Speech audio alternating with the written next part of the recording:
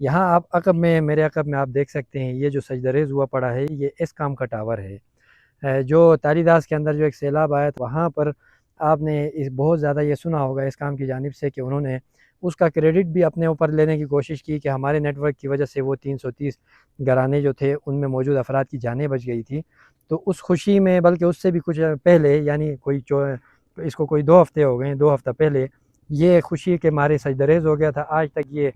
سجدے سے اٹھ نہیں پایا ہے۔ تو اس کام کی اوورآل جو گلگت میں جو سروس ہے اس سے میرے خیال میں کوئی 99% لوگ جو ہیں وہ مطمئن نہیں ہیں۔ اس کے باوجود وہ ہر ڈیزاسٹر کے بعد اس کا کریڈٹ بھی اپنے اوپر لینے کے لیے بضد ہیں، اور یہ چاہتے ہیں کہ لوگ جو ہیں وہ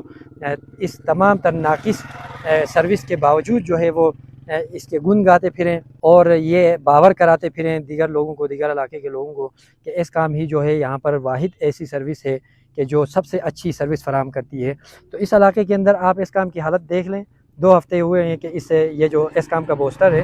یہ زمین بوس ہوا پڑا ہے، سجدریز ہوا پڑا ہے، جس کی وجہ سے اس علاقے کو بہت زیادہ مشکلات ہیں۔ لیکن اس کام جو ہے ٹس سے مس نہیں ہے، ان کو کوئی پرواہ نہیں ہے، کیونکہ ان کا کوئی کمپٹیٹر یہاں پر نہیں ہے، کوئی پوچھنے والا نہیں ہے، کوئی ان سے سوال کرنے والا نہیں ہے، سوال کرتے ہوئے بھی لوگ گھبراتے ہیں۔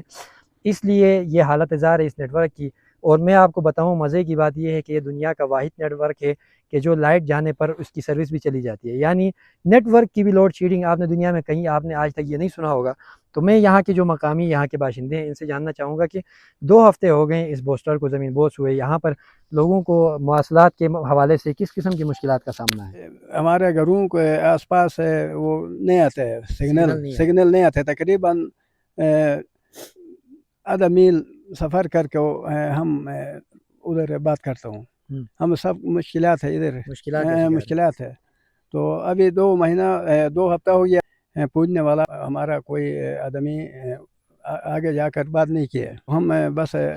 پڑا ہوا ہے، مشکلات ہوتے ہیں، کوئی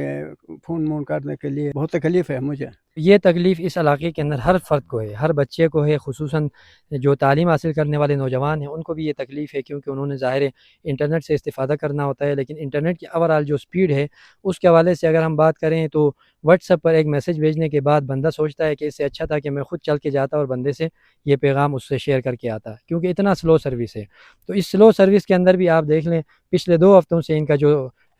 بوسٹر ہے وہ یہاں پر زمین بوس ہوا پڑا ہے، کوئی پرسان حال نہیں ہے۔ اگر ہم بات کریں گاکوچ ہیڈ کوارٹر سے یہاں پر 9 کلومیٹر کا فاصلہ ہے، یعنی 9 کلومیٹر کے ایریا کے اندر اگر یہ صورتحال ہے تو آپ سوچیں جو 200 کلومیٹر آگے کی جو دور دراز علاقے ہیں، دور افتادہ گاؤں ہیں، وہاں پر سروس کی کیا حالت ہوگی۔ تو یہ اوورآل اس کام کی کارکردگی ہے، میں نے سوچا آپ سے شیئر کروں تاکہ آپ بھی اس کی کارکردگی اور ان کے کارناموں سے لطف اندوز ہوں۔